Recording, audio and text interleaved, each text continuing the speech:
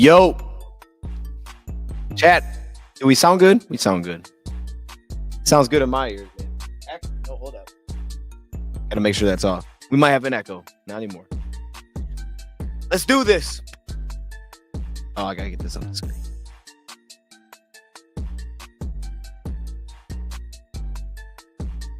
Chad, how we doing? Man, free agency has been popping today, huh?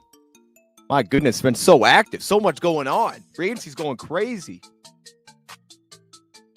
There's not a lot going on in free agency. I'm going to be honest, okay? It's really quiet. But every once in a while, you get a little bit of news. No, not a new camera. Different angles. You know what I'm saying? With the mic being like this. That was kind of weird. I shouldn't have held it like that. But no, it's not a new camera. Maybe better lighting because it's not in the dark. You know, the lighting's solid here, but if it is nighttime, like you can kind of tell.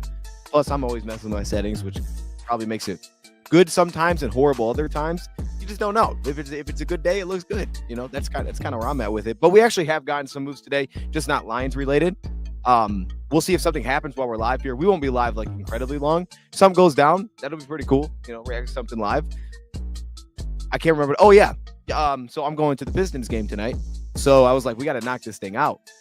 Let's do this thing now. Let's make sure I get this thing in here because hopefully me and Easy do something soon. We talked a little bit. We were kind of on two different spots here with timing wise, but eventually we're going to do a mock draft. But I still kind of had one. So I was like, all right, I'm just going to go live anyway. We're going to knock this out, throw it in here. Because yesterday I was watching 49ers guys, I think from Roundtable. I think that's not, maybe they weren't from the Roundtable. That's Jesse. I don't know who it was. I was watching 49ers guys. They were doing a mock draft during their free agency coverage. And I was like, we need to do a mock draft, you know, because we do have enough here where we can kind of be like, okay, where are we at? But there's still things and dominoes to fall, especially with a lot of the veterans, like the older free agents, that will make this incorrect as well. So there's still some things to wait for. But let me see who's in the chat before we get to any of that. Detroit Sports Talk is here. First one in the chat, man. How you doing? Dose, you think we will sign an edge that will be impactful in free agency? Will we sign an edge? I honestly, man, I'm not really sure. Hopefully everybody we sign is impactful in their own right. I'm not like super positive. If I was betting, I would assume we're going to sign somebody. There's not a lot of great edge rushers available, to be honest with you. I would say if I was a guessing man that the Lions go after a young player, that they try to take a swing on some upside in free agency. I think that's might be where it shakes out. I think they'll bring in somebody that's officially an edge rusher. But if I was guessing, I think it might go that direction. So hopefully they are impactful, whoever that is. But, you know, we haven't had that many moves to where we're not going to add any more players, and we're going to continue to add guys. But, like, to your question, I think you're pointing to guys that have proven production. I don't know how likely that is to come around here. It might, but I like legitimate production. I don't know how likely we see that. James Pierce, Mike Green, Jahad Campbell, Kenneth Grant, Shamar Stewart, Donovan Ezeraku. Bring them home, Brad. Shiv God wants every single player. Shiv God, you want every player. Yo, I don't know if there's rules on this. Just real quick, like, can you trade like your next 10 first-round picks? Is that like a thing? Like, could a team be like, yo, hey, watch this, right? Let's call up. We're going to give our next 50 years draft picks away. 50 years, right? Boom. Sabotage the next. We already made the decision. We're sabotaging the next GM. But we're going to draft every single first-round pick. We're going to have every first-round pick. Can you do that? Financially, it might be a problem. But if you came in with enough cap space, like, yo, we're taking everybody. Our next 50 years don't have a first-round pick anymore. Something like that. It's interesting. We hear, what's up, Ed? Did not mean to click that, but I did. In your honest opinion, would it be realistic to get 5 sacks from a rookie edge? Mind you, defensive rookie here only had 4. He had like a ridiculous amount of pressures.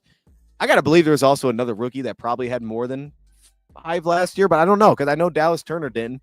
I don't think Dallas Turner did. He didn't find the field enough. Plus, last year was way different than this year. You know, I think we're absolutely going to get handful of edge rushers first round, handful top of the second round. Last year didn't really have that. It was so light defensively. You know, that's not really how it shook out. So I think that if you take a good edge rusher at the top, you should get 5 sacks. You know, unless it's Minnesota where he just wasn't seeing the field, you should get 5 sacks out of your player. Like, I think that's a safe bet. I mean, once you get to like round 3, now that's a lot. You know, round 3, rookie getting 5 sacks, that's something that's probably more unlikely. I think it's still possible because they're not all created equally. Like, I mean, what did John Kaminsky have, like 5 sacks when he were with us? He may have had more than that. And it's like, all right, John Kaminsky was the 4th round pick. What's up, Dion Juma Forever is in the building. Are you buying the whole character issues with James Pierce? I never know what to make of that stuff. I mean, the stuff that I've read, it sounds like they've kind of still endorsed him, different maturity levels. I've heard stuff like that.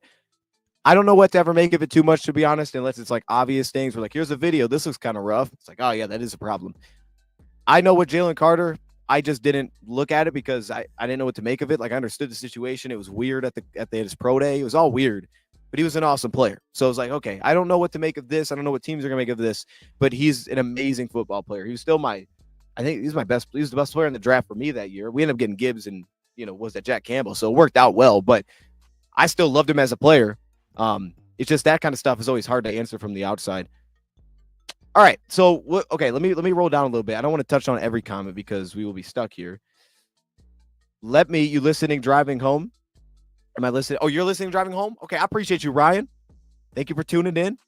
Grant Stewart got that hair though. He does. Head and shoulders. That's perfect. He does look like a dude that would have that commercial. If he cooks this year, this first off, he was a fan favorite in Indy. Okay, so this is a guy that has potential to be that. He thinks. You know how Peyton Hillis was on the cover of Madden one year? Grant Stewart could be on the cover of Head and Shoulders for one season. That's possible. That's absolutely possible. I like that. Okay, never even thought of it. That's good though. Immediately it clicks. He does fit in that Head and Shoulders. It fits in it better than Mahomes. I mean, just quick side note. Like, yeah, Palomalu makes sense. Mahomes doesn't really make sense for that. What if we traded back to the early 30s, grab a third, and draft a guard? I'm here for it. I mean, there's a good chance that guard you draft is going to be a tackle that's going to guard, but I wouldn't hate it. I'm kind of open to anything, to be honest. I'm open to literally anything. And you're going to see about this mock. This might be the most unique mock we've had, I feel like, because initially this was going to be with Easy.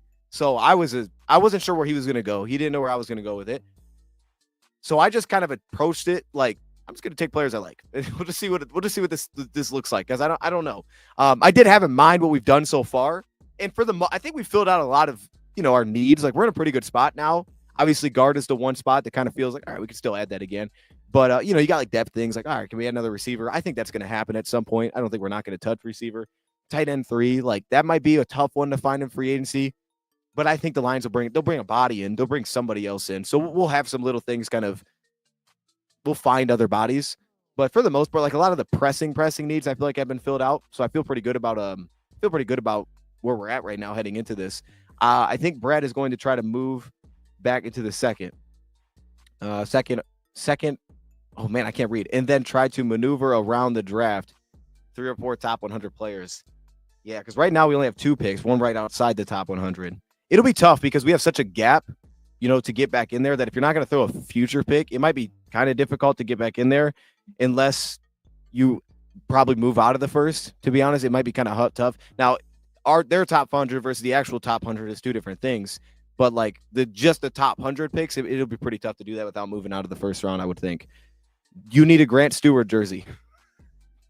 Maybe. Yeah, look, I'm on board with getting the wild stuff. So at some point, you know what I mean? Maybe at some point that becomes a thing. Grant Stewart or Trevor Lawrence or Alex Anzalone. See, that's facts. Yeah, I forgot about Alex Anzalone. Trevor Lawrence, who wins the hair game. Dang. I feel like Trevor's got the iconic haircut, right? Because Grant's got his own kind of like unique thing going on. But Duracell, like he had a nickname from college. You know what I mean? I know Trevor Lawrence also had that too. I would give it to Duracell. I'd give it to Alex Anzalone. I would. I think it's more iconic maybe with Trevor Lawrence. But like this dude's nickname is Thor for that reason. I mean, he ties it all together though. It's not like he just has the crazy hair. It's not like he just has the long hair and it's like, all right, it's just his thing. He's also got like the play style. He's also got the celebrations. Like it all connects. He connects every box. So it's like, all right, this guy has brought the full package together. This is what we're talking about. So I got to give it to Alex for the full pack. I mean, what else does Trevor bring? We know he's got the hair, but like what else does he bring to the table? Does he have a comb with him all the time? Like I don't see none of that. So I can't give him the nod. You know what I mean? You got to look at the full scope of things. Why don't you like Walter Nolan? I'm not as high on Walter Nolan. I want to say I don't like him. I don't like him for the Lions as much from what I had went through so far. For one, I don't think he's a perfect scheme fit for what the Lions are. I definitely know he's a power player. He's going to be an absolute disruptor. I'm always weary of guys with his body type on the interior. I think over the last few years, definitely just fitting into a multitude of different schemes. It's not to say it can't work. I mean, you think about what Tampa Bay had, right? They had Kalijah Kancey. So Kalajdzic Yancey was the guy that didn't have any of the length, the size that you would typically look for an interior defensive lineman. He was just so unique as a fantastic pass rusher that, he ends up with Tampa Bay. So they've had those kind of body styles with Rodgers before. So I don't think it's off the table by any means. Actually, to that point, I was watching him a little bit this morning to kind of like, okay, I got to revisit this whole thing there because I've never really stamped a full official grade. So my opinions are still open on him. It's just my early impressions were I'm more concerned than anything with how that's actually going to pop. Like, I'll just be like, if you maybe right now pick the guys that I think could miss specifically for first round picks, Walter Nolan will be high on that list. Just wait till Dose learns what Steward's name is. What's his name? Oh, his nickname. His nickname? Oh, I don't know. The Steward? No, that's not his name. Okay, let's just forget I said that. Let's my gosh. Okay. Let's go to this mock draft. Now, this mock draft, man, is going to be interesting. Okay, it's going to be interesting. These are all going to change, and when we get closer to the draft, we'll have a better idea of where we're at. What up, Michael? What up, Dion? Do you think the Lions could trade first round pick for Hendrickson? No, and keep him this year, and they don't want to sign him long term. Let him go. So you got to check out yesterday's live stream or today's live stream, something like that. To go, we do with Rad. I mean, not with Rad, with Easy. We did like our breakdown of Trey Hendrickson within like the first 35 minutes, right after we talked about a little bit of Miles Adams. So I would watch that because I kind of gave like all the different perspectives. Do I think we could? Yes. I think if we gave a first round pick, we could get Hendrickson. Do I think they will? No. And I don't hate your idea. I think Easy makes a good point. Like, will he just not play, right? If you don't pay him a long-term deal, that's very possible that he doesn't. Like, I'm just going to sit out.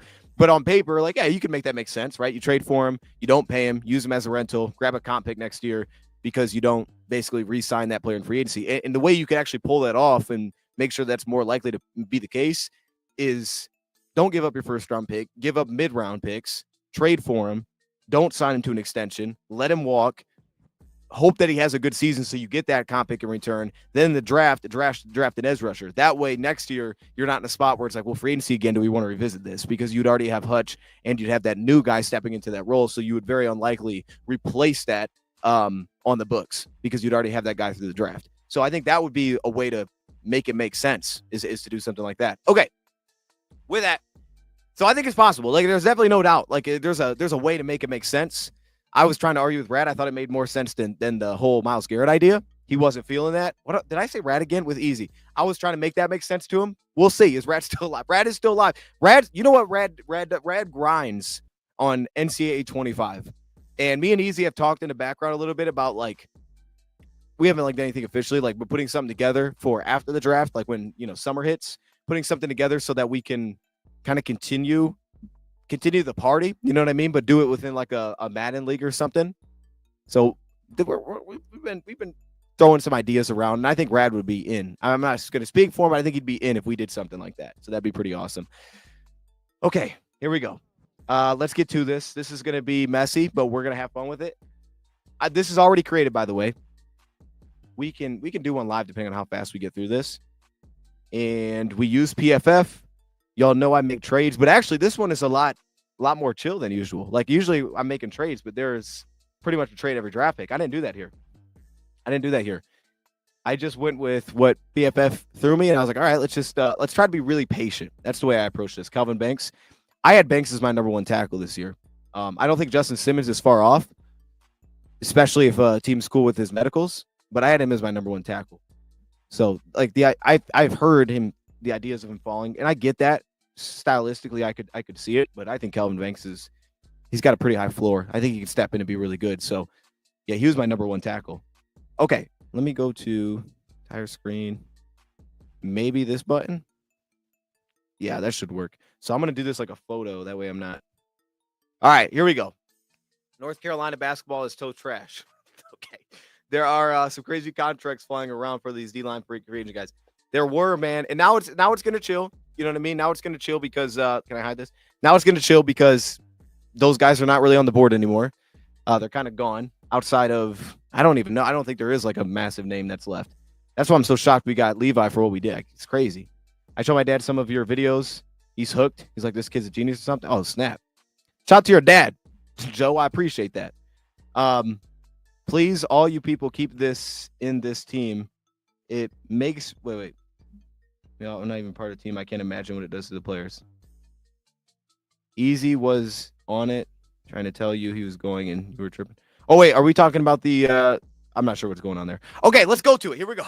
Well, he may change his mind. I'm gonna be honest. After he sees this, he may be like, wait a minute. What does that mean? Did I see Tim Patrick post it? I did not. Should we check that out first? Should we check that? Is that like something we need to look at? If we need to look at it, we need to look at it. I'm down to look at it. Is it on X? I think Tim Patrick's gonna resign here. I think Tim Patrick's gonna come back. I think we're gonna get him. But I did not want to see what he said. So if it's something that's like super juicy, we might have to look at that. Maybe we do it afterward, but we're gonna have to look at that. And I do think he's ultimately gonna resign. Timmy P with that post was nice. Okay, now I need to look at it. It's probably on Instagram then. People don't do things on X unless you're Carlton Davis. Him posting that randomly on X. I feel like Carlton Davis don't really be posting either, which made it even worse. It's like this guy doesn't like normally be posting, so he just jumped on there and like dropped the tweet looking for the bag. It's like, come on, dude, this is kind of random, man. I don't know if you really have the poll like that, bro. All right, I'm going to his Instagram. Does he have an Instagram? Wait, I don't even have an Instagram. Patrick. Oh no, he does. Okay, Patrick Timothy. Nope, that's from November, and this is his story. I only want to work with the Lions. Oh, snap. Okay, I see it. So yeah, if y'all didn't see this, what is this? Is this a bag? Something. Maybe it's like a jacket or something. It has like, I think it's like a jacket, and it says Lions at the bottom, which I'm not sure what that is. It has like a weird like period next to it, like a star period, and it's I think this is like all on the jacket. I don't know what this is. Like, did he make a jacket to wear around? He made this shirt to just wear around. Maybe somebody sent this to him. I'm not sure. This is kind of strange. I'll be honest. Just rocking this, but he made his feelings known. I only want to work with the Lions. That's what it says. Okay. Hey, look, man, I'm with it. Here, hold up. Let me see if I can. Okay, there we go. This is what he posted. Posted that. I want to work with the Lions. It's a clothing brand in Detroit. Oh, okay. I see the C313 on the top. That's kind of a wild shirt though. Like the full thing saying that's kind of wild. I'm gonna need one of those shirts.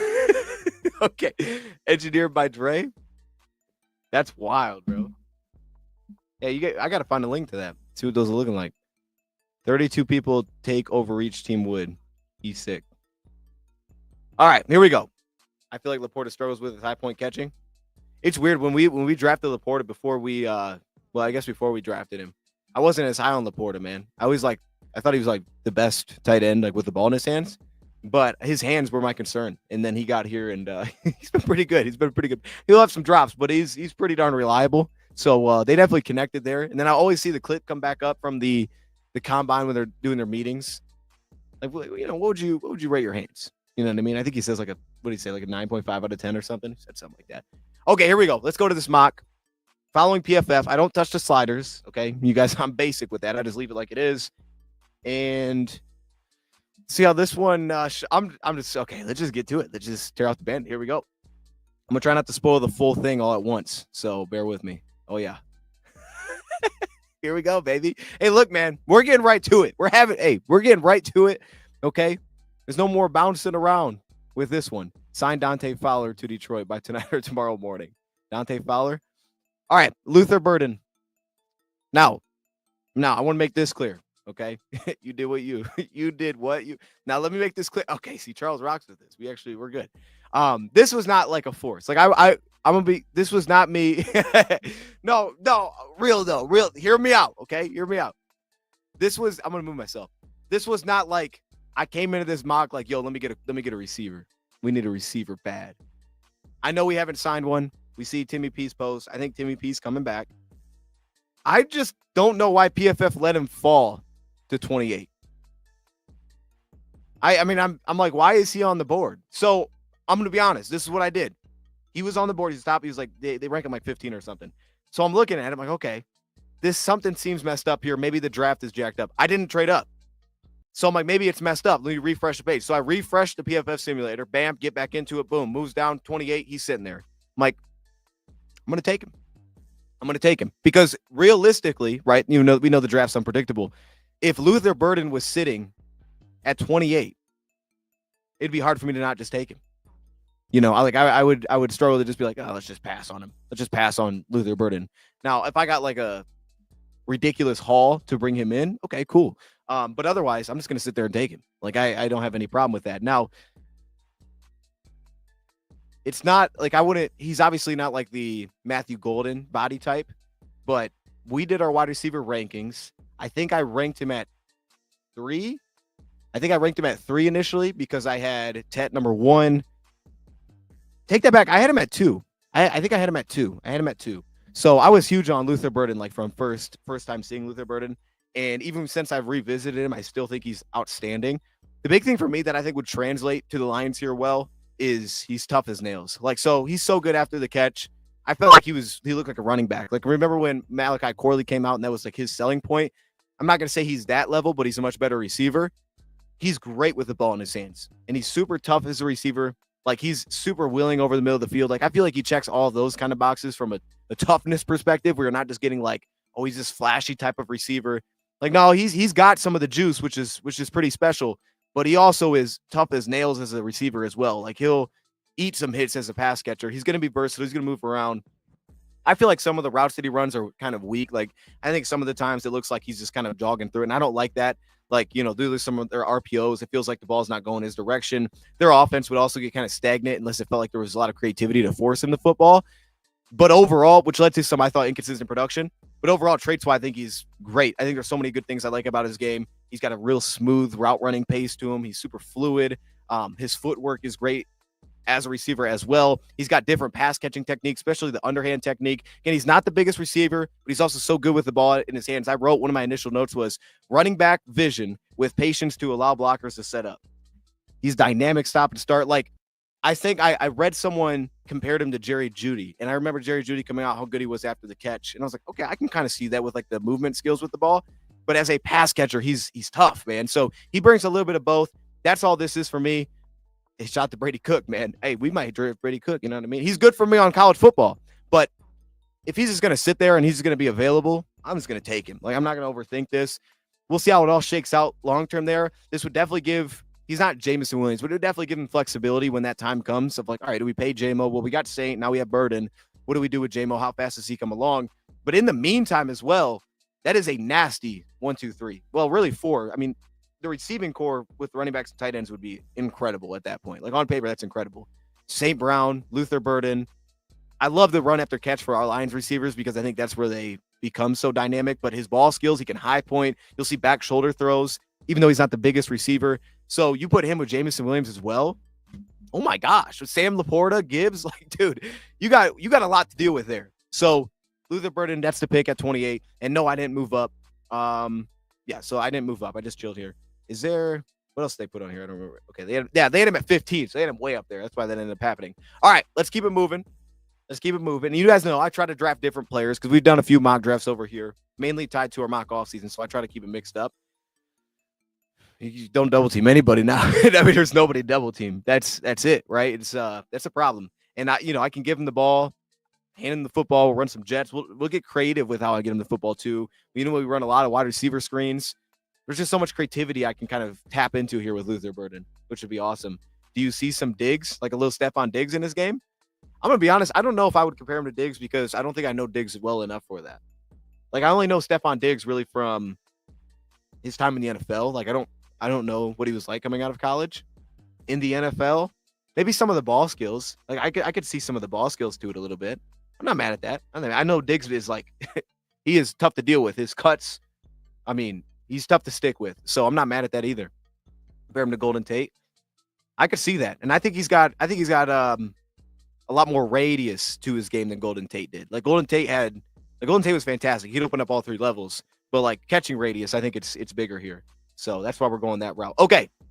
So that's the first pick. The receiving core is going to be crazy. Goff is going to love this. It's going to be crazy. Let me actually get some of my notes ready because they're all over the place. That way, when we draft somebody, I can maybe hit some of the stuff that I have wrote down. I compare him to Keenan Allen. Hey, young Keenan Allen's a problem. Young Keenan Allen's a problem. I love to have that Keenan Allen. Keenan Allen's a free agent, though, right? I mean, we could sign him. We could sign Keenan Allen. You know what I mean? As long as he's in shape. You know what I'm saying? That was a problem. That was a problem at times this year. All right.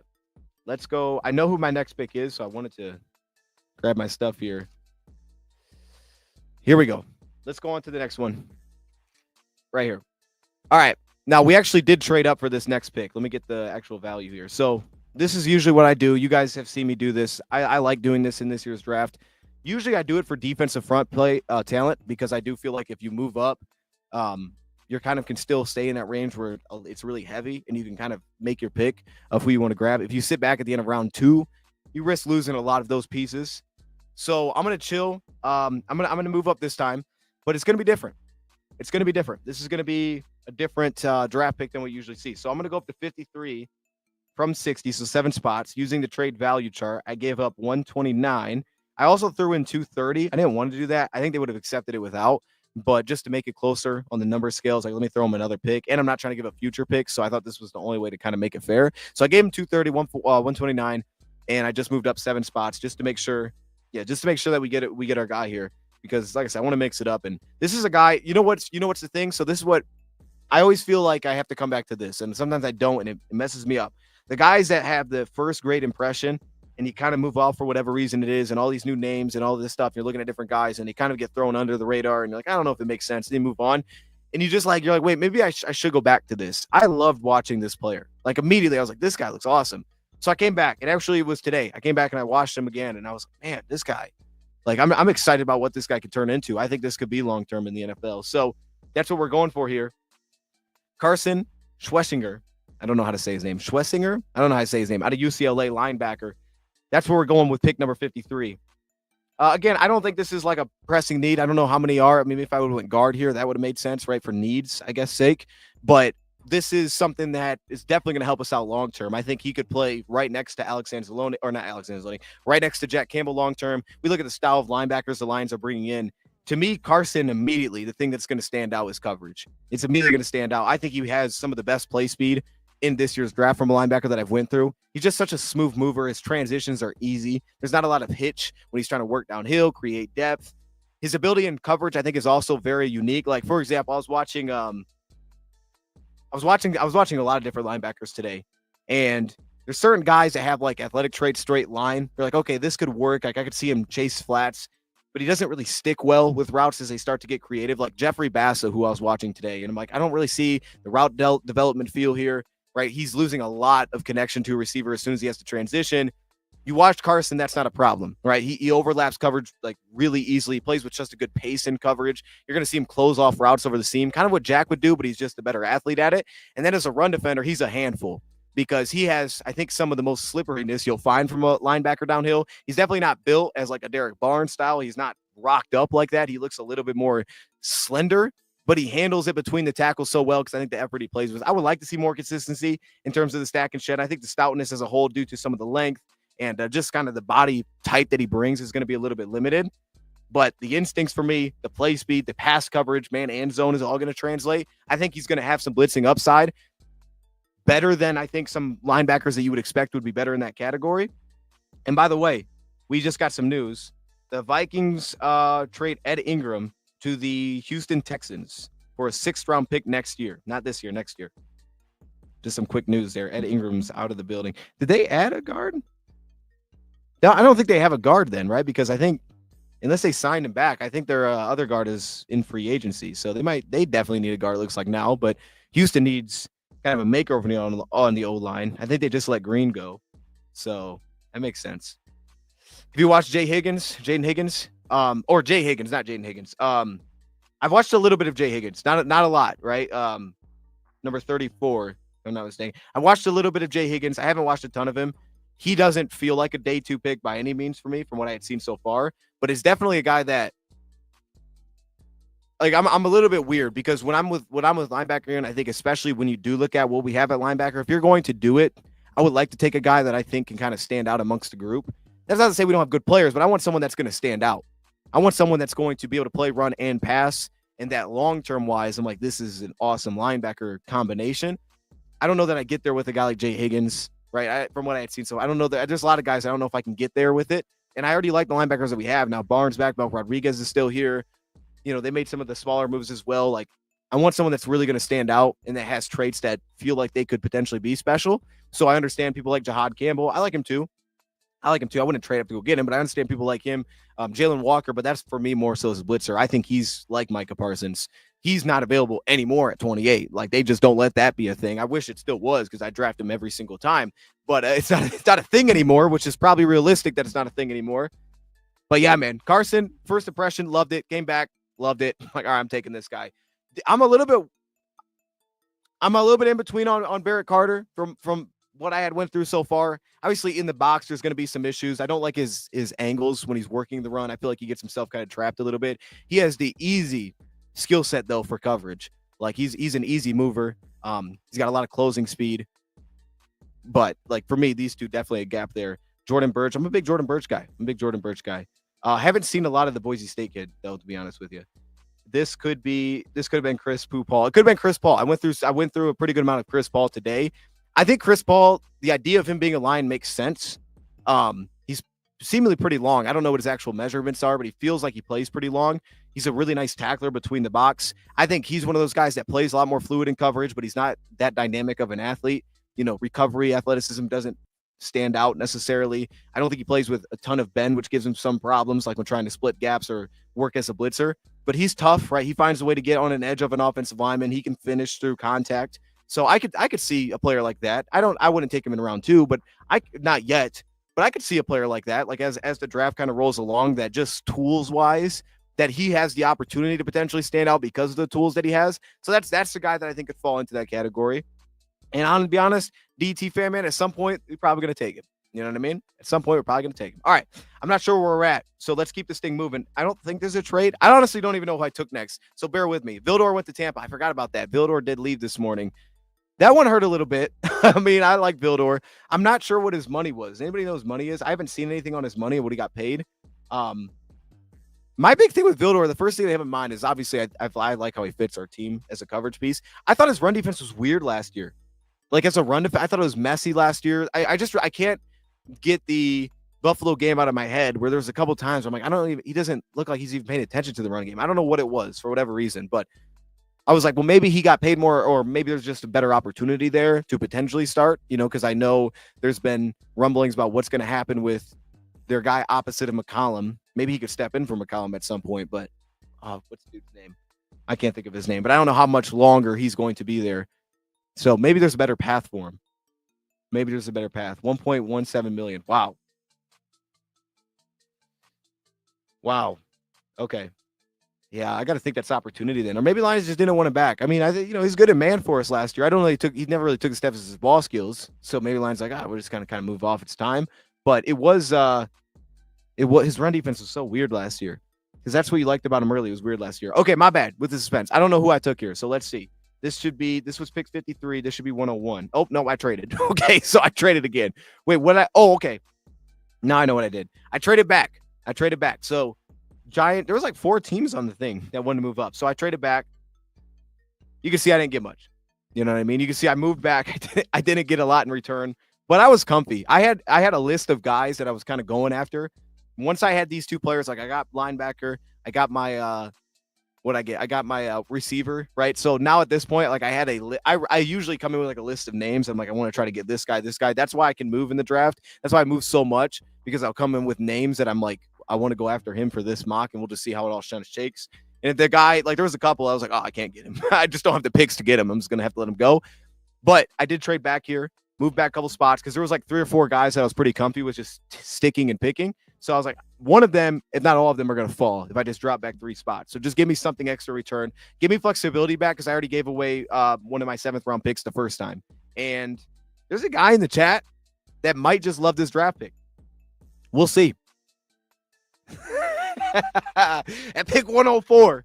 You know what I mean? There might be a guy in this draft, in this chat, that loves this draft pick. Charles, what do you think? You know what I mean? So yeah, we haven't ever mocked, I don't think, Andrew. I always say Makuba because it sounds cool. I don't know if that's how you pronounce his name. I always say Makuba, Andrew Makuba, out of Texas. Your guy. I'm going to take him this time. He's similar to Carson. I feel like this draft had a lot of guys like that. Every player so far falls into the same category for me. First impression was awesome.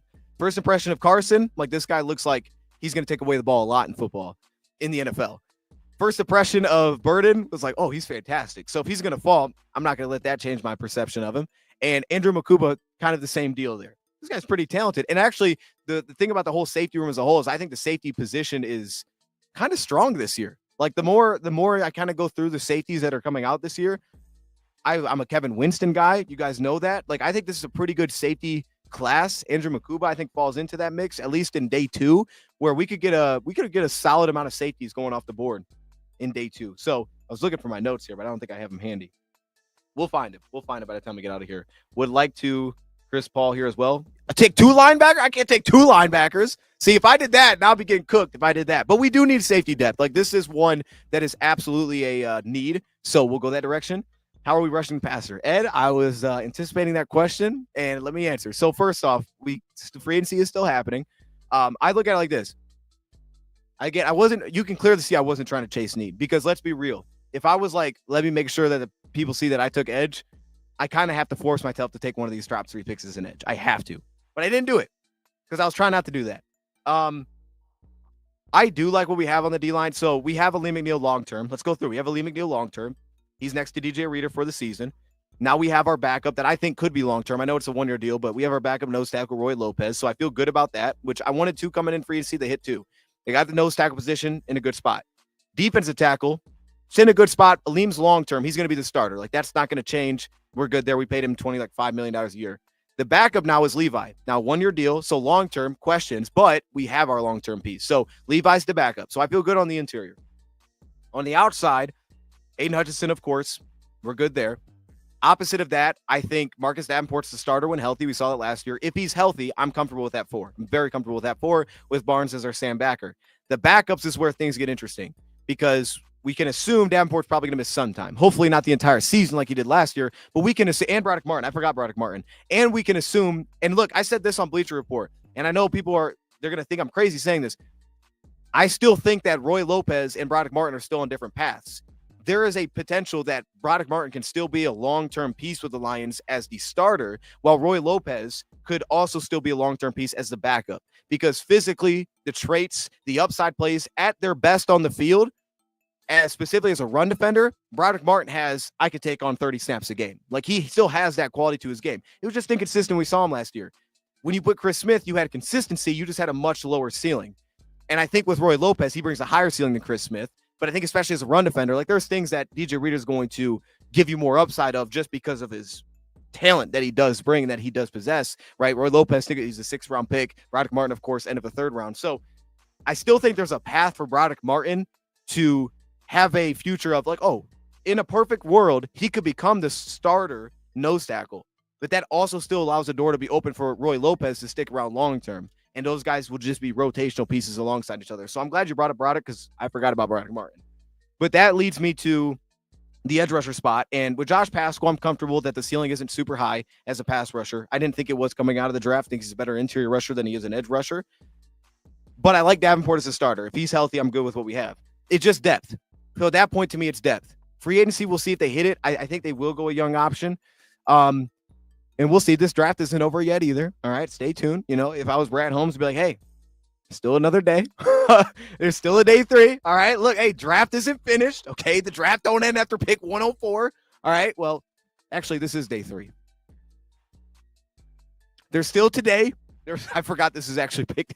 This is day 3, but there's still more rounds. There's still more rounds that things happen. But yeah, no, I do want to add depth. Like, we don't have a backup behind Hutchinson. I won't debate that. We don't have a backup behind Hutchinson. And this is why this draft is so unique, because I think it's really good in the front, and not taking one is strange. But here we are. I'm going to go back to Makuba when I find my notes. Let's keep it moving. Because I don't know who I took next. I don't know. We'll see. I think I traded again, if I'm being honest with you. I think I did. Oh, I didn't trade. Wait, no, I did trade. I thought I traded here. Okay, yeah. So I moved up. Here I moved up from 197 to 179. I threw 221 in. I like John Joyner's cool. He grew on me. He grew on me a little bit. But I moved up and I selected Emory Jones out of LSU, who's their right tackle. Emory Jones could have a future at guard, right? Like, Emory Jones is just a player I like. I mean, the first impression for me was the Senior Bowl. So seeing the way that he played was like, I kind of love this guy. Like he would get beat and then he'd come back and then he's fighting with people. And you're like, as an offensive lineman, that's the one position where I'm like, kind of love that. So my first impression was pretty great of Emory Jones. I thought he had a really strong, 3 days at the Senior Bowl, especially towards the end. And then when you watch Emory Jones, which is kind of a studded offensive line, it's going to have a lot of draft picks this year. He might have the best, physical build for the NFL, honestly, like Will Campbell's arm length, that kind of thing. I think Will Campbell's definitely more talented. He definitely moves a lot better, footwork wise. But Emory Jones, the toughness, the nastiness that he plays with is going to connect for a guard. I think he does play with enough juice off the ball. I wish he had just like a naturally lower pad level to play guard. Like I wish that was just an easier point to this. But his hand usage to me gives me the sense of if it is going to connect, it could connect that guard because I think he uses his hands really well. He's fast to reset. He has finishing moves. He does a really nice job with his hand usage. And I think at tackle, the more space he had to deal with, you saw control kind of fly out the window. Like it looked like he was stumbling, moving around, which can be an issue on the inside as well. That could even be a bigger problem. So I'm not for sure that he's going to be a guard, but I think that he's capable of playing guard. He's already on the right side, so I'll plug him in at right guard here. It's probably likely that taking Emory Jones, that Graham's going to be the starter, right? But I think he has potential to get there. And at worst case, is he my backup right tackle? Yes. And I don't know much about Manu and what that's going to look like, but I'm okay with having that. I think there's flexibility to at least get to right guard. I don't know how much about flipping sides and going to center and all that stuff, but I think he could get to right guard. So overall, just a player I liked. I didn't want to force just a guard just to take a guard to say I took a guard. I like Emory Jones a lot. So Emory Jones, that's the pick. And this is, to me, I mean, the value of this is crazy. At 179, it feels kind of wild. I'd be pretty shocked if he got past 150, to be honest with you. So that's why I decided to just jump up and get this thing done. Get him in here because I haven't seen every offensive lineman, especially on the simulator. But from the guys that I have watched, there is a legitimate drop-off, where I get ooh, I don't even know if I want to take a lineman anymore, especially if I'm hoping that he can become a starter at some point. Emory Jones at least has the physical tools to become a starter at some point. And who knows? Maybe he's our Christian Mahogany. Maybe that's what, if he does fall this far, I think there's a path, maybe he could be our Christian Mahogany. Okay, that moves us on to, I think, the final draft pick. I think that's where we're officially at. And talk about first impressions. I think we're on to the final draft pick here. So with pick 2, what pick is this? 246, Colin Oliver, Oklahoma State, wraps it up. All right, that's how we're going to wrap up this draft. Another first impression for me, I had watched Colin Oliver week 2 of college football. That was the first time I seen him. So watching his first game, I was like, okay. And then today I was like, let me revisit Colin Oliver because I knew I had notes. It was actually the third page of my notebook. I had Colin Oliver written in here. So I was like, let me go back, see what I had on him, and then check him out a little bit. Now, length, size, it's going to hurt, I think, the 3-down capability. That's a little bit of an issue. Obviously, Levi's flexibility helps us because he can play some DN. He's not anywhere near that. Size-wise, he's not that. He feels like almost a Josh Uche kind of build where he's going to come in and he's going to be a true pass rusher immediately. I think there's also special teams value, but the suddenness, there's bend around the arc. It opens up a little bit more of ways to win as a pass rusher. He's got some change of direction. He can hit the brakes. He's got flexion to his game as a pass rusher. A lot of my best notes came straight across the board. Dude gets after the passer. Contact balance is a problem. Edge setting, locking out, all of those things are going to have some ceilings to them as well. And I think we even saw in college they weren't always that great. But he can get after it. And, it kind of makes me maybe think of James Houston potentially. I think he's also coming off a pretty significant, missing a lot of time this past season as well. I'm pretty sure that happened. That could have been 2 years ago. You kind of think of the James Houston type. He wasn't that productive, but he was very productive. It makes me think of kind of that, but you already know what position he's going to be. So in this case, he could either potentially back up Derek Barnes down the road. Maybe that's the thing. I think Pittman could try that. Or he comes in, back up Aiden Hutchinson, get after the quarterback. Third down, get after the quarterback. It's pretty straightforward and help us on special teams. How do I feel about Josiah Stewart? I like Josiah Stewart. I'm a big fan. I think he's going to be good. The only question is about for me with Josiah is just truly the way he's built. I think that'll be the one question teams have. But if you're okay with kind of going of an outlier, he's a day 2 pick to me. It's just our team's willing to do that. If he gets to round 4, I think he could be the steal of day 3. If he got out of day 2, I don't think he's going to get out of day 2. I'm going to be honest. I don't think he's going to get there. Depending on where he goes in the 3rd round, he could be a steal. There's things you're betting against there because he is not built like you would hope for, but he is absolutely a great football player. I love watching Josiah Stewart, so big fan of him. And I actually considered taking Josiah in this draft. The problem is that they rank him really highly. So there's not like a path for me to get him in this mock. Like I couldn't get him where I took Andrew. I couldn't trade back up because I don't have enough draft capital this year to do it and follow the trade value chart unless I go to future years. I think I would have had to take him here at 53, but obviously I didn't do that. So that wraps up the Lions 7-round mock with trades. And this is what we're looking like. Charles says the best draft I've did. Hey, that's what I'm talking about. All right, that's what I'm talking about. We're just getting better. We're just getting better. Who can Detroit trade for during free agency before the draft? I think there's a few guys. You know what's interesting? I did a few. I'll give you some names, and I'm not saying that these guys are like on the trade block or for sure, but these were names that we had talked about over on Bleacher Report. I did a few shows, so this won't be everybody, but I did a few shows over there about potential trade candidates. I think I talked about like 10 players over there, and I think there's one graphic that I still have that maybe has a few players listed that the Lions could potentially make a call on if they wanted to go some different directions. Oh yeah, like my most recent one, I had David Ojabo, which would be sending them a day 3 pick swap from Baltimore because he's under contract this season, $1.7 million. You put him back with Hutchinson. He's a true pass rusher, and he actually connected a little bit last year. I think someone like that, potentially, if you wanted a pure edge, he could be a day 3 pick swap, probably round 7 pick swap. I had Malcolm Roach from New Orleans. There's connections there, but now after signing Lopez, I don't think that's really necessary, but he's got flexibility. He actually might fit him better the wider you put him from the ball. I had Tyrann Mathieu, and now they just signed a safety, so they may not want to even try that. I had Tyrann Mathieu because, well, now one, we lose Ife Melifanu. If he wanted to come here, I'm a Tyrann Mathieu fan. I think he still got it. And then I also had Tariq Woolen. This would probably be the most unlikely, and this was also before we traded for DJ, or we signed DJ Reed. Now that we signed him, but before we had DJ Reed, I was like, yo, if the Lions wanted to go give up like a legit pick to go get Reek Woolen, I'm not even mad at that. Like the Lions are like, hey, we're gonna lose Carlton, go get Reek Woolen. Like I'd be on board with that because I know he had been benched recently. He still plays at a super high level, and I think he actually could fit here. So, and they had, they've had some defense staff changes. Those were 5 guys they had on my most recent list, and we actually had one before that as well. But yeah, X would lose their mind if we got to round 7 with no edge.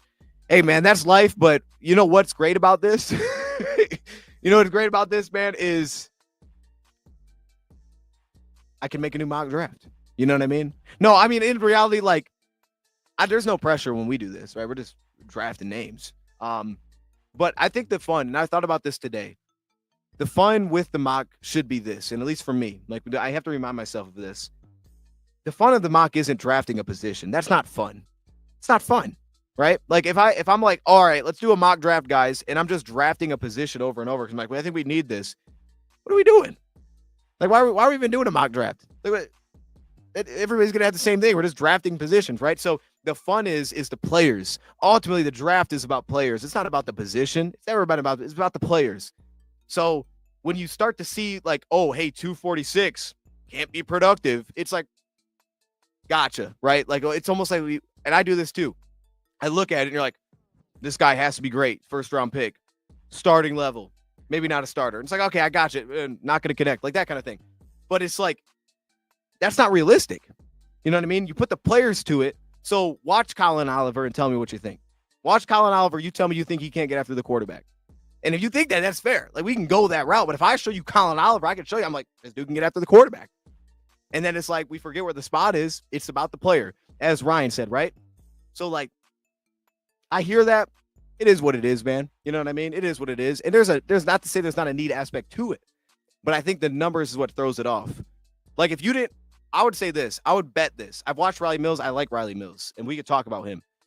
If we took away the rankings on PFF, took them away, and there were just players listed, they were in alphabetical order, and I came back and I put Colin Oliver right here. If I put him right where Carson is, and I put Carson at the bottom, people would be like, oh, that's pretty good mock draft. It's pretty good. You got your edge rusher. It's like, yeah, it's a good mock draft because they drafted edge rusher. So it's like, man, we just focus on the player. Let's focus on the player. But I have watched Riley Mills, and I'm a fan of Riley Mills. Riley Mills is a way better pass rusher than I expected. There are concerns. He feels like a day 3 pick because we've seen guys like Riley Mills, but I think he has like the physical traits of a day 2 guy. Like, physically, I could see teams being like, that could be day 2. That could be round 3. Like, we could see the upside here because he's taken over games. I don't remember what the most recent game I watched was. Let me see if it's in my notes. The most recent game I watched, he just took it over at some point. It should be pretty recent here. Let me see if I got it. Yeah, Georgia Tech. I mean, I'm not saying Georgia Tech is a good O-line, but Riley Mills cooked Georgia Tech. And as the game went on, you're like, this guy's awesome. He's taking it over. Like, my grades early were slightly above average in most of the critical factors. So that may make it difficult to be a day two pick, to be honest. But what is he? He's 6'5", 290 pounds. He's a little bit on the older side. I think he's more of a defensive end in like our, which could be our style. You know, you can plug him in as a DN, kind of 3-4 DN. I think he's got really nice hand usage though. He connects everything pretty well. Riley Mills is someone that I'm a fan of. They have him like 137. So the path for me getting him was, Charles, I considered it. I just don't know where the path was for me. Like I would have either just had to pass on Andrew here, or I would have had to like trade back I could trade back, I guess, and I would still pass on Andrew. But like getting up from I got it from 197. Getting up 90 picks was the problem. Or really in that case, it would have been like 60 picks. Roughly 60 picks. It's like I don't know how I'm gonna get up 60 picks. I just didn't have any capital for it.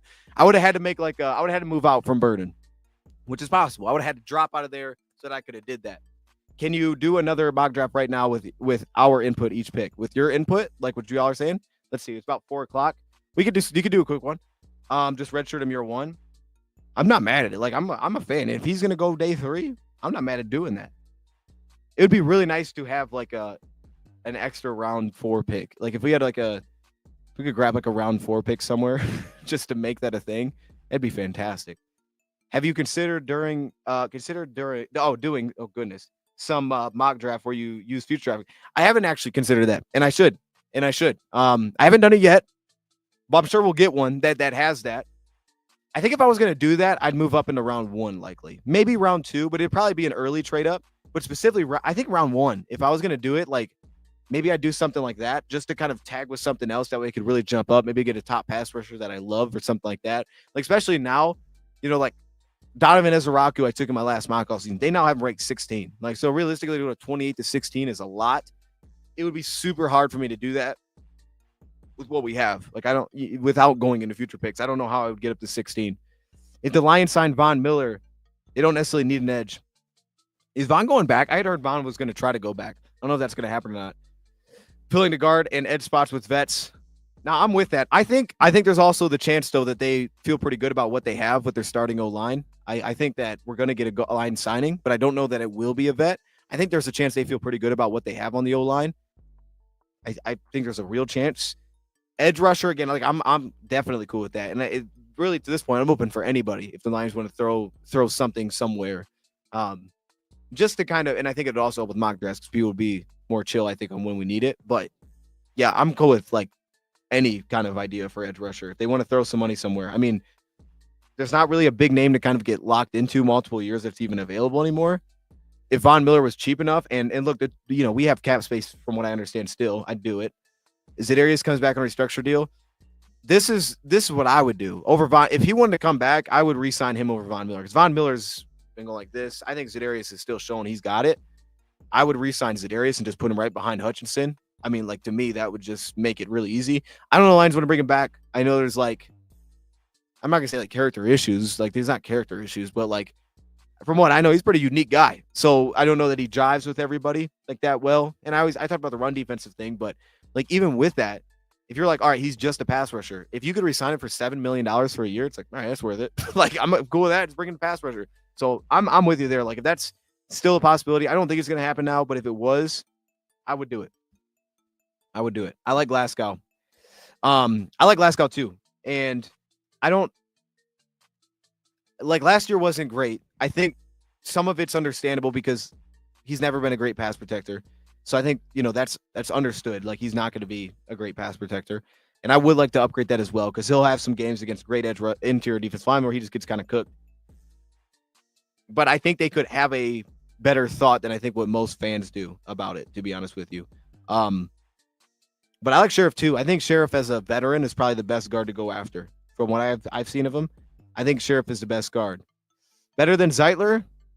I wouldn't go there based on what I've seen. Maybe the numbers would say that. I don't know. Maybe my numbers might say that because he only gave up like 17 pressures last year as a whole. So numbers might say that. From what I've seen, I wouldn't go there. But I'd be comfortable with him. You know what I mean? Because he's got enough versatility to his game. Like, that would be my top choice. If they were going to go with a vet guard right now, he'd be my top choice. Might take O-line with 28th pick. We could. I mean, I'm not like, I would say this. Decker is still playing, and I think it's very high level. Like I don't think Decker like is taking a step back or something. I thought Decker put together a strong season. I thought he was really good as a run blocker this past season. So um I'm not like worried about his play. The idea of taking an offensive tackle to put behind Decker 2 years out and with 2 years left on his contract, I think he still has 2 years left. I think is super unlikely. I don't think it should be counted out, especially if the lineman has flexibility so that he could play immediately somewhere, or he could like, I'm going to kick the guard. But I would be pretty shocked if the Lions took, this is our future left tackle with their first round pick. I don't think they're there. You know, like if Decker had, you know, kind of the finish that Graham did, then maybe, but I don't think it was anything like that. Yeah, Decker's under contract through 2027. So he's got 3 years left on his deal. Now that last year could definitely be an out. The second year could actually be an out. The last year definitely could be an out. But like, yeah, I don't think with that contract they would draft. I don't think they would be targeting, let's get a backup tackle to become the future. If it makes sense, okay. Like if they love Gray Zabel and they're like, it's not ready to play tackle, so we'll put him at guard, right? Like I don't think this is going to translate to tackle. But then down the road, it's like, well, let's try him at tackle. Like that's fair. I think that's fine. You can go O-line. But I don't think they'll target it necessarily. Like we have to get that. Donovan Jackson, who we need at 28. I like Donovan Jackson too. I think he's a guard in the NFL. That's what I would do. I don't think I'd put him at tackle. I'd leave him at guard. I think his frame is built to be a really high level guard. I think that's going to translate really well. And he did his job at tackle. There's no doubt, but I would just plug him in at guard. I think he's going to translate really seamlessly to guard. I think he's going to have a high floor at guard. I would just plug him in at guard and leave him there. They want to do that 28. I'm also on board because there is that flexibility, but I'd be on board just to leave him there. You know what I mean? Just like leave him at guard. Usually you don't want to take guard first round, but at 28, it's okay. I think at 28, it's okay. So I like Donovan Jackson too. Mahogany being physical and that athletic is going to help Decker. Carlton Davis said he joined the Patriots after they made him feel like a priority and he could build a legacy with the players, their defense. Okay. This guy, dude. Man, these dudes just be talking, bro. I'm going to be honest with you. These dudes be talking. I love Carlton Davis, but sometimes these dudes be talking. I get it, bro. You got your money. I get it, man. Hey, I thought I was going to get paid here. I understand, man. I understand. But, like, come on, bro. Come on, bro. Come on, bro. You got to build a legacy there. Come on, dude. Manu, Sorstel, Mahogany, Arnold. They're not. And, you know, Manu, I think, is going to be a future tackle because they're forcing that. They're like, let's make this guy a tackle. I think a lot of us thought he's going to guard and like, he's going to play tackle. So that's still in play. So to that point, like the only thing for us is we haven't seen him, but it's a great point because of this. I'd say especially for day two picks, don't rule day two picks out. I'm saying with Broderick Martin right now, that's why I say what I say. Broderick Martin is probably the least likely of all of them. Do not rule day two picks out early just because we haven't seen it. It's been 1 year for Manu. He was a round 3 pick. Don't rule those guys out. Sorsdal, maybe there's a more likely chance that his future isn't here. Like it's not long-term here. But a guy like that, don't forget about those guys because they've given those guys chances to become those guys. They've given it time and they've always seemed like came in with the right expectations for those guys. Like they've given time for these players to become. I mean, think of how long they just rocked with Levi and it was like, hey, Levi, finally it connected. And it was like year after year, they just kept rocking. Think of what they're doing with their own free agents. I know it's not like a big investment, but they brought Mosley back twice. They brought Davenport back again. They didn't have to do that. They didn't have to do that. They can be like, let's just do something else, anything else. And let's bring him back. We like the guy. Like if they like the guy, and if you think about how much they invest in draft and how much they lean on draft picks and how much the priority is re-signing our own guys, that all stems from the draft. I would not count, especially those day two picks out at all until that rookie deal expires or until they get cut. Don't count out the potential that at some point they're going to be on the field starting for us. It just may take some time. It just may take a little bit, but don't count it out. And plus, in fairness, round 3 picks in general, the way we would always do it, now every draft is different, is like you don't anticipate your round 3 pick's going to start year 1, right? Like that's not going to start year 1. It's developmental. And then we would look at it as like if you connected really well, it's a starter year 2. That won't really be the case here because I don't think that path is here for Manu unless he went to guard and he was awesome. But I wouldn't count him out.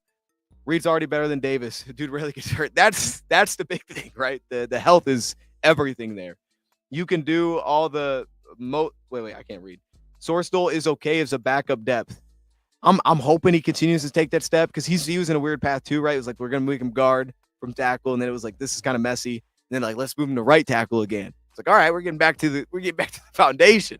Played right tackle. Like, all right, this isn't great. So whatever they do with him, just leave him somewhere. You know what I mean? Just leave him somewhere is what I'm hoping. Leave him somewhere. That way it gets better, hopefully. That's what I'm hoping. You can do all the mock drafts you want. Does that mock drafts you want Horns in the Detroit Lions? And I think about things like you. I believe in him too.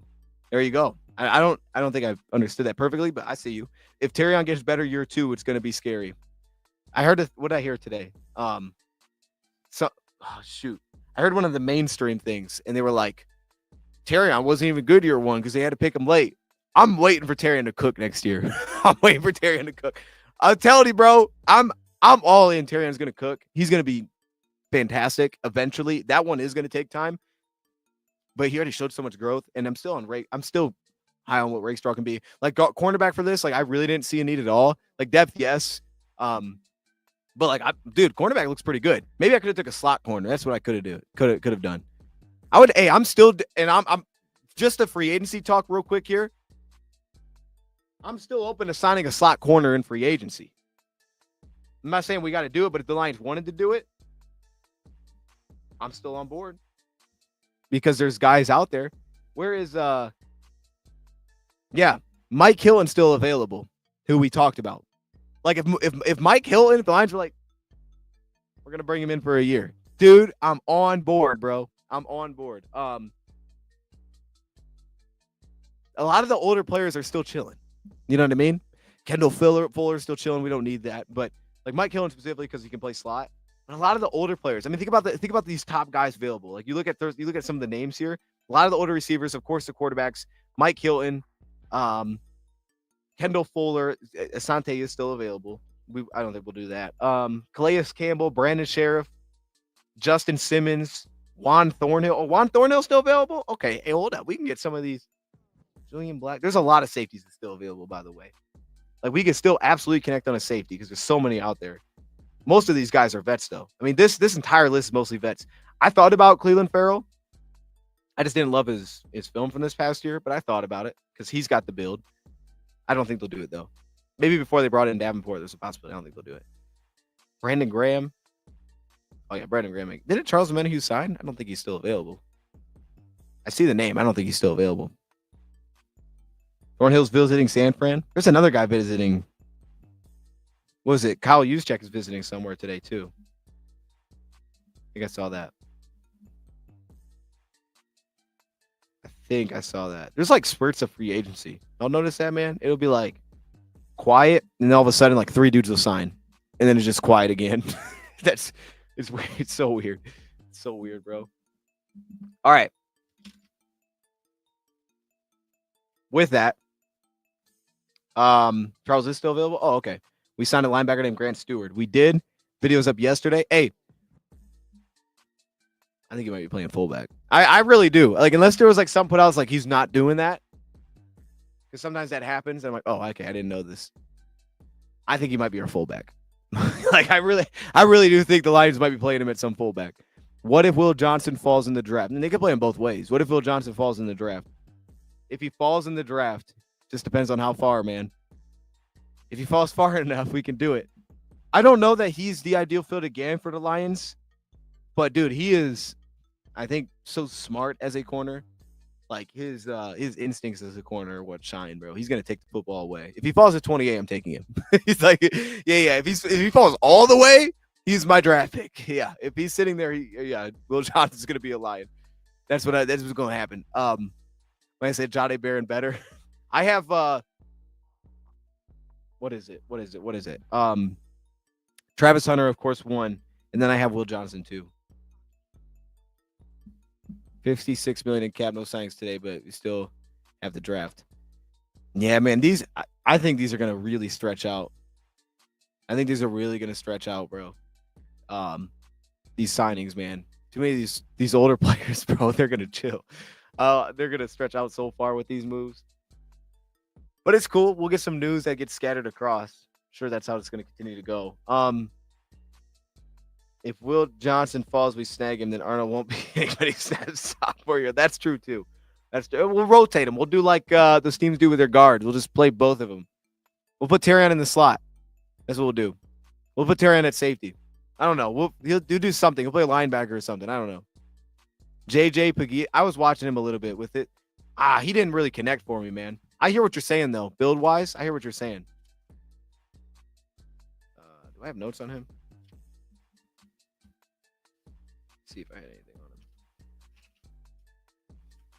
What was his size? I didn't write his size down. I can see what you're saying though about versatility, man. I just thought he played upright. Double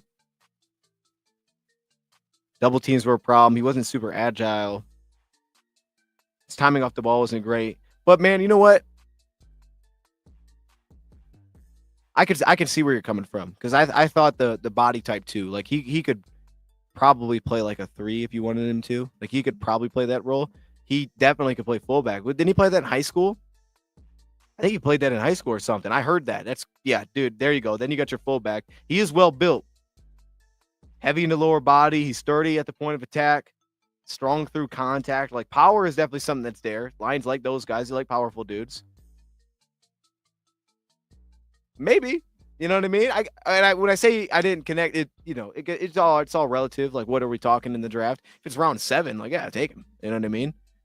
Listen, you need cornerbacks, dude. I don't care if you have 2 all-pro corners. There you go. Draft them all. You know what I mean? Draft them all. Am I nuts for wanting form? No, I want Kyle too. I'm going to be honest. I want Kyle Juszczyk too. That would be maybe the most exciting free agent signing that we could have left. Unless somehow they're like, oh, no, the Titans didn't sign Kevin. He's actually coming to Lions. Like, oh, okay, that's cool. I'd be fired up about that. But realistically, Kyle Juszczyk as a Lion would be, I think, the most exciting move we could make. That would be the most exciting, just straight free agent signing we could make. I'd be so hyped if we had a Kyle Juszczyk. You ever seen the movie Ghost Rider? I have seen Ghost Rider. It's been so long, though. That's been, like, so long. But I have seen that before a couple of times. I think I used to love that movie. It's just been so long. Any interest in Deion Walker? And that's not how you say his name, is it? Is it like Deone Walker? He might fall to round 3. Honestly, I haven't seen enough. Only thing I can really point to with that is he's massive, right? He's like 6'7", 340 or something. Obviously he cooked at the Senior Bowl for a few days. I'm sound weird. I think he's just too big. Like I think he's too big, for me to draft him. Have you seen Harold Kumar go to White Castle? I've seen like the beginning of it. Y'all are telling me you might have been the one telling me to watch that. I've seen like the beginning of it. I didn't watch the full thing. So I saw the beginning of it. 6'6", 350. Like, yeah, bro.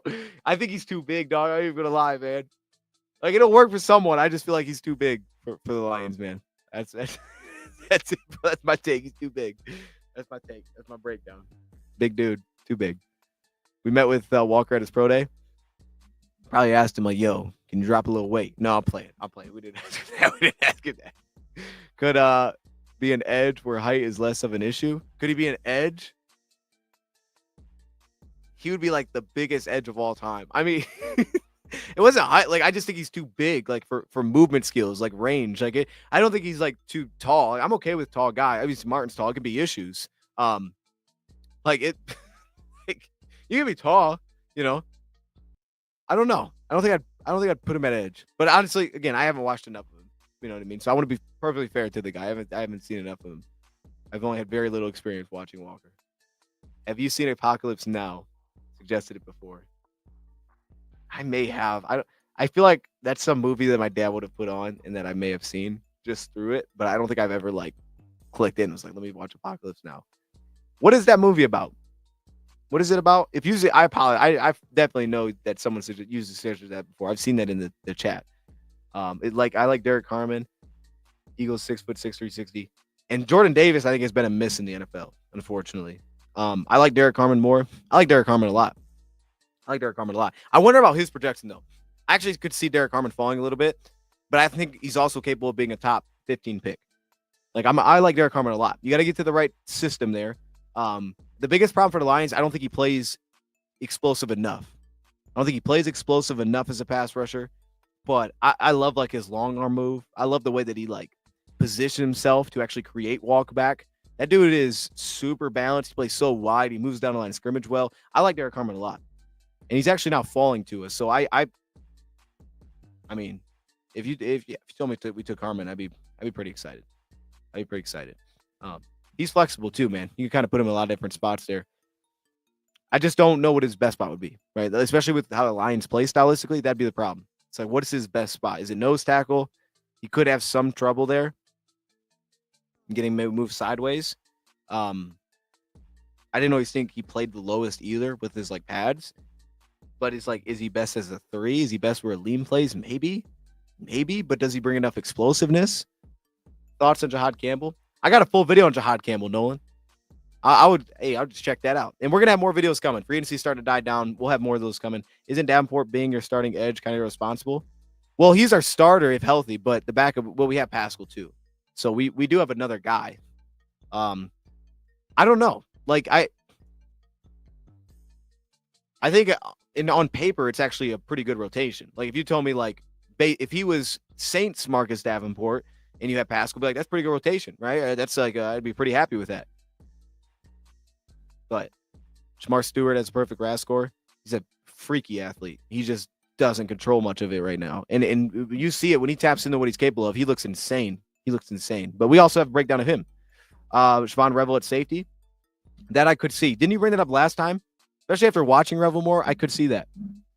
I could see Revel being a safety. I'm not mad at that at all. I think my top corner that they have usually, it's hard, man, because all these guys have some issues. But for the Lions, I think is either Thomas out of Florida State, it's Benjamin out of Notre Dame, or it's Trey Amos. And then I would throw Dorian Strong right in behind those guys, like for us specifically. But I don't dislike Revel. I don't dislike him at all, especially as a safety. That'd be kind of cool. Saints Davenport get 8 season. What a steal. That's it, man. Just be on the field, dude. He's gonna if he's on the field, he's gonna be a steal. If he's not on the field, then I feel like there's only real 2 paths here. Who's your favorite linebacker in the draft? My favorite linebacker in the draft is, if we want to count Jalen Walker, I think he's the best linebacker in the draft. Like I think he's the best linebacker in the draft. I think he might be the best edge rusher in the draft outside of Abdul Carter. I think he might be the best there too. Like he has a little bit of Travis Hunter in that sense. He's to me by far the best line. Well, take that back. I won't say he's by far the best linebacker. I think he's the best linebacker / edge rusher in the draft. I think as a pure linebacker, Demetrius Knight gets the nod for me, but the flexibility isn't the same. If I have for the Lions, I would take Jalen Walker. I'd let him rush the passer. I think he's going to be amazing as a pass rusher. I think the ceiling is so high. Pure linebacker, Demetrius Knight gets the nod for me as top linebacker. And then right behind that, I'd have the guy I drafted today, Carson. I thought Mike Green's the best edge. I don't think Mike Green's a better pass rusher than Jalen Walker. If I was putting them side by side, I'd take Jalen Walker. Mike Green he's a dog though, bro. He's going top 10. He's going top 10. It is what it is. You know what I mean? Like I was not on board early. He's going top 10. It is what it is. You know what I mean? Like I've gotten there. All right, he's a top 10 pick. I gotcha. He is. You right about that. Yeah, that's my top linebacker though. Who would? Beyond that, it's kind of open for me. Like, we doing a March Madness bracket? Shoot, we might have to. I love watching Demetrius Knight in person when he was at Georgia Tech. Dude played quarterback. Georgia Tech moved to linebacker. He's old, man. That's gonna be a problem. His age is gonna be a problem. But I think he's gonna plug in and be awesome. He's gonna be so consistent. Can we talk about OL? It's because I'm worried if watching 3 games we played, another center and backup tackle for reals. Hey, well, backup center I do think is a very, if there's the biggest need I think on the line is a backup center. We don't really have a backup center outside of Graham, but now he's a starter. So I think backup center is the biggest need, unless we add a guard, which allows Graham to be backup center. I think we do need a backup center.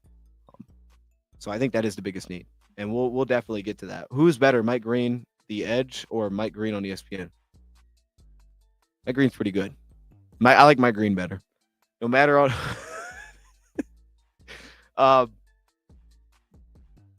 Yeah. All right. Y'all, we're going to end it here, man. I got to get ready. We about to go to the Pistons game tonight. I'm fired up for that, dude. So I appreciate y'all joining, man. If we get news, it may be late because I won't be home, but eventually it'll be out. And, message me on X, man. If something goes on, feel free to tag me. Be like, yo, this has just happened. What is this? Tom Pelissero. Vikings plan to release Garrett Bradbury if they can't trade him. So there you go. Okay, there's a center that might be available. Garrett Bradbury. I don't know if they want to do that, but he's available. He might be available. All right, we're going to get out of here, man. Have a great rest of your day, and we might be back at some point today. I don't know. And if you're just joining now, run it back a little bit because the mock draft, we just went through it. But I'm out.